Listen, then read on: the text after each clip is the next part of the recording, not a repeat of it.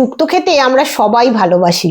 এটা খুব হেলদিও হয় আর টেস্টিও হয়, আর অনেকগুলো সবজি একসঙ্গে খাওয়া হয়ে যায়। নমস্কার বন্ধুরা, ওয়েলকাম টু মাই জিমাস কিচেন। এখানে আমি ডাঁটা নিয়েছি, আলু নিয়েছি, বেগুন নিয়েছি, সিম নিয়েছি, কাঁচকলা নিয়েছি, তার সঙ্গে লাগছে উচ্ছে। সমস্ত আনাজ আমি ধুয়ে কেটে নিয়েছি। এবার এই কড়াইতে আমি 1 টিস্পুন মতো রিফাইন্ড অয়েল দিয়েছি, দিয়ে ভালো করে একটুখানি গরম করে নিলাম। নিয়ে এর মধ্যে বড়ি দেবো। শুক্তোতে বড়ি খেতেও খুব ভালো লাগে। বড়িগুলো প্রথমে একটু লালচে করে ভেজে নিয়ে এইবার একটা প্লেটের মধ্যে উঠিয়ে নিচ্ছি, আর ওই তেলের মধ্যেই নুন হলুদ মাখিয়ে রাখা উচ্ছেগুলো দিয়ে একটুখানি ভালো করে নাড়াচাড়া করে একটু ভাজা ভাজা করে নেবো। একদম মচমচে ভাজা হবে না, একটু রং ধরেছে আর নরম থাকবে, সেই অবস্থায় দেখুন আমার ভাজা হয়ে গেছে। এবার সমস্ত উচ্ছেগুলো আমি একটা প্লেটের মধ্যে তুলে নিলাম।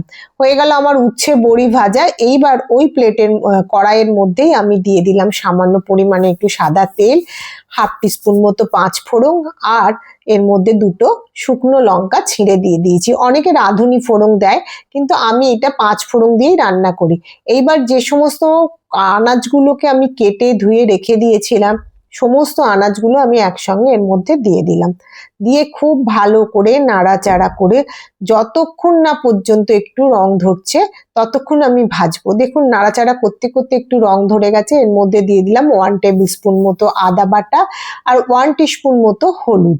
এর মধ্যে কিন্তু আমি আর কোনো রকম কোনো কিছুই মশলা দেবো না, একদম সিম্পল প্লেন ভাবে আমি এই শুক্তোটা রান্না করি। কষতে কষতে অল্প একটু জল দিয়ে দিলাম, যেহেতু আদা দেওয়া আছে, আদার গন্ধটা কাটানোর জন্য বেশ কিছুক্ষণ ধরে আমি এটাকে নাড়াচাড়া করে কষিয়ে নেবো।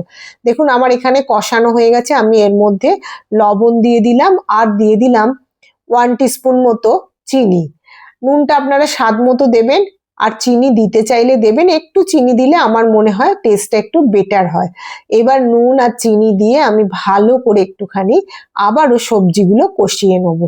দেখুন কষাতে কষাতে জল ছেড়েছিল, সেই জলটা টেনে নিয়েছে। এইবার আমি পরিমাণ মতো জল দিয়ে দেবো, কারণ এখানে আলু আছে, ডাঁটা আছে, এগুলো সেদ্ধ হতে টাইম লাগবে, কাঁচকলা আছে, বেগুনটা ভাজতে ভাজতেই মোটামুটি সেদ্ধ হয়ে যায়।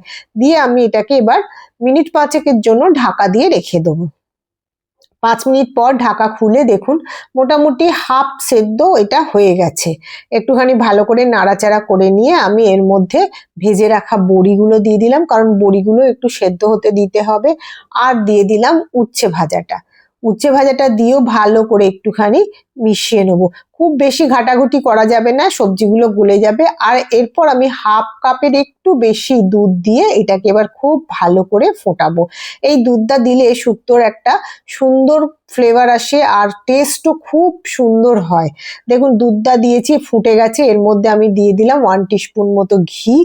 ঘিটা দিয়েও একটু নাড়াচাড়া করে দিয়ে ওপর থেকে ভাজা জিরের গুঁড়ো আমি ছড়িয়ে দিলাম। জিরের গুঁড়ো আমি সবসময় ভেজে রেডি করে রেখে দিই, যে কোনো খাবারেতে একটু জিরের গুঁড়ো ছড়িয়ে দিলে ভালো লাগে। আমি শুক্তো বানালে এইভাবেই বানাই, এতে কোনো মশলা দিই না। দেখুন কত সুন্দর হয়েছে, আর টেস্টটা হয়েছে অসাধারণ। আমার শুক্তো একদম রেডি হয়ে গেছে।